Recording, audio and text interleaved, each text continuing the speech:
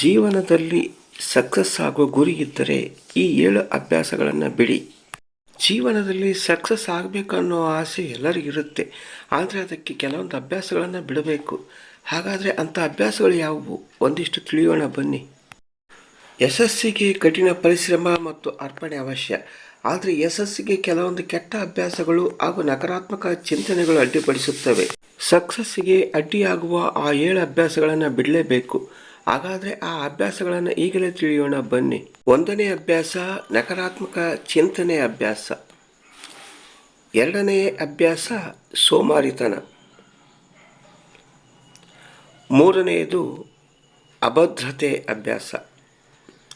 4ನೇ ಅಭ್ಯಾಸ ಕೋಪ. 5ನೇ ಅಭ್ಯಾಸ ಲೋಭ. 6ನೇ ಅಭ್ಯಾಸ ತಾಳ್ಮೆ ಮತ್ತು ಆತ್ಮವಿಶ್ವಾಸ. 7ನೇ ಅಭ್ಯಾಸ ಅಹಂಕಾರ. ಈ ಎಲ್ಲ ಅಭ್ಯಾಸಗಳನ್ನು ಬಿಡಲೇಬೇಕು. ಧನ್ಯವಾದಗಳು. ಈ ವಿಡಿಯೋ ಇಷ್ಟವಾಗಿದ್ದರೆ ಒಂದು ಲೈಕ್ ಕೊಡಿ. ಹಾಗೆಯೇ ಈ ವಿಡಿಯೋದಿಂದ ಹೊಸದೊಂದು ಏನಾದ್ರು ಕಲ್ತಿದ್ದರೆ ಈಗಲೇ ಎಲ್ರಿಗೂ ಶೇರ್ ಮಾಡಿ. ಹಾಗೆ ದಯವಿಟ್ಟು ನಮ್ಮ ಚಾನಲನ್ನು ಸಬ್ಸ್ಕ್ರೈಬ್ ಮಾಡಿ.